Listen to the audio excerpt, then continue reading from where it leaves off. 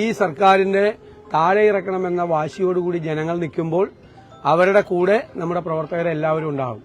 ഈ സർക്കാരിന്റെ ദുർഭരണം ജനജീവിതത്തെ എത്രമാത്രം ദോഷകരമായി ബാധിച്ചു എന്നുള്ളതാണ് ഈ തെരഞ്ഞെടുപ്പിലെ ഏറ്റവും വലിയ ചർച്ച. 12 മാസക്കാലമായി ഇന്ത്യയിൽ ഏറ്റവും കൂടുതൽ വിലക്കയറ്റമുള്ള ഒന്നാമത്തെ സംസ്ഥാനം ഈ കേരളമാണ്. കേരളത്തിന്റെ മുഖ്യമന്ത്രിയും ഈ ഗവൺമെന്റും ഈ വിലക്കയറ്റം കുറച്ചുകൊണ്ടുവരാൻ എന്ത് നടപടിയെടുത്തു? ജനങ്ങൾ പൊറുതിമുട്ടിയാണ് വിലക്കയറ്റം കൊണ്ട്. അപ്പോൾ ജനങ്ങൾ തെരഞ്ഞെടുത്തൊരു സർക്കാരിന്റെ സാന്നിധ്യം അവരാഗ്രഹിക്കും. അങ്ങനെ ഒരു സർക്കാരിന്റെ സാന്നിധ്യം കേരളത്തിലുണ്ടായോ? സപ്ലൈകോ തകർന്നു. സപ്ലൈകോയ്ക്ക് മാർക്കറ്റിൽ ഇടപെടാൻ കഴിയുന്നില്ല. കോടികളാണ് കൊടുക്കാനുള്ളത്.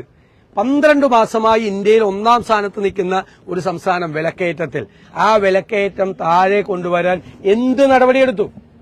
ഗവൺമെന്റ് നിസ്സംഗരാണ്. പ്രചരണം മാത്രമേ ഉള്ളൂ.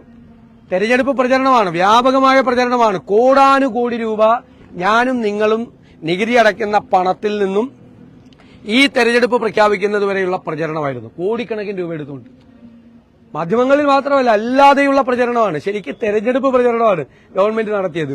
മുഴുവൻ കള്ളപ്രചരണങ്ങളാണ്. 1,10,000 കോടി രൂപ കിഫ്ബിക്ക് ചെലവാക്കിയെന്നാണ് കള്ളപ്രചരണം. 38,000 കോടി രൂപയാണ് ചെലവാക്കിയിരിക്കുന്നത്.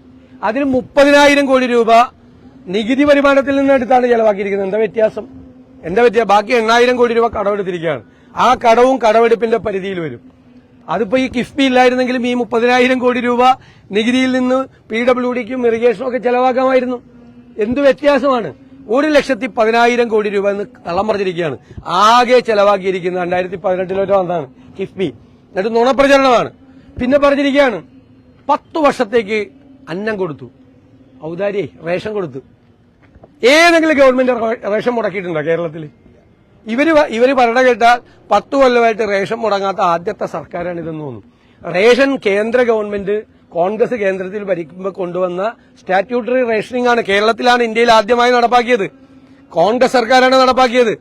ഇന്ത്യയിലെ ഏറ്റവും നല്ല പൊതുവിതരണ സമ്പ്രദായമുള്ള സംസ്ഥാനം കേരളമാണ്. അച്യുതാനന്ദൻ ഭരിച്ചിരുന്നപ്പോഴും റേഷൻ മുടങ്ങിയിട്ടില്ല. ഉമ്മൻചാണ്ടി ഭരിച്ചപ്പോഴും AK ആന്റണി ഭരിച്ചപ്പോഴും അച്യുതമേനോൻ ഭരിച്ചപ്പോഴും ഒന്നും കൂടെ റേഷൻ മുടങ്ങിയിട്ടില്ല. പുതിയ അവകാശവാദമാണ്. ഫ്ലെക്സിൽ എഴുതി വെച്ചേക്കാണ്. കേരളം മുഴുവൻ 10 കൊല്ലം അന്നം തന്നു. ഇവരെ ഔദാര്യമല്ല അന്നം കൊടുത്തത്.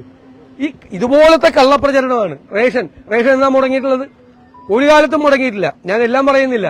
ഇതുപോലെ വ്യാപകമായ കള്ളപ്രചരണം നടത്തി ഗവൺമെന്റിന്റെ തെറ്റായ കാര്യങ്ങൾ ഇപ്പോ കണ്ടില്ലേ?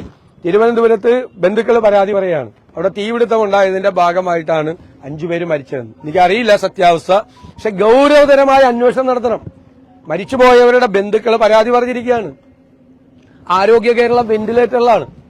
നമ്മളത് പറയുമ്പോൾ ജനങ്ങള് പറയാണ് വെന്റിലേറ്ററിലല്ല മോർച്ചറിയിലാണെന്ന് പറയാണ്. അതേ സ്ഥിതിയിൽ ആരോഗ്യ കേരളത്തെ മാറ്റി. എല്ലാ രംഗത്തും തികഞ്ഞ പരാജയമാണ്. മുഖ്യമന്ത്രി എന്നിട്ട് PR പ്രവർത്തനം കൊണ്ട് മേനി നടിക്കാൻ ശ്രമിക്കുകയാണ് മുഖ്യമന്ത്രി. അത് ഞങ്ങൾ പൊളിച്ചു കാട്ടി തെരഞ്ഞെടുപ്പിൽ, ഒരു സംശയം വേണ്ട. സംസ്ഥാന സർക്കാർ തികഞ്ഞ പരാജയമാണെന്ന് പ്രതിപക്ഷ നേതാവ് VD സതീശൻ പറഞ്ഞു. ആരോഗ്യ കേരളം വെന്റിലേറ്ററിലാണെന്ന് പറയുമ്പോൾ അതല്ല മോർച്ചറിയിലാണെന്നാണ് ജനം പറയുന്നത്. എന്നിട്ടും PR പ്രവർത്തനം കൊണ്ട് മേനി നടിക്കാൻ ശ്രമിക്കുകയാണ് മുഖ്യമന്ത്രി. ഇത് ഈ തെരഞ്ഞെടുപ്പിൽ പ്രതിപക്ഷം പൊളിക്കുമെന്നും VD സതീശൻ പറഞ്ഞു. News desk Malayalam television. കടലിന്റെ സൗന്ദര്യം ആസ്വദിച്ചുകൊണ്ട് ഒരു ലക്ഷറി ക്രൂയിസിൽ പോയാലോ? മിനാർ ക്രൂയിസ് കൊച്ചിൻ. എല്ലാവിധ സുരക്ഷാ മാനദണ്ഡത്തോടു കൂടിയുള്ള ഒരു ആഡംബര യാത്ര, അതും കൊച്ചിയിൽ. യാത്രയ്ക്കൊപ്പം ഭക്ഷണവും വിനോദ പരിപാടികളും, business meetings, family gathering, birthday parties, college trips, അങ്ങനെ പലവിധ ഗ്രൂപ്പ് ആക്ടിവിറ്റീസിനും പ്രത്യേക പാക്കേജുകൾ.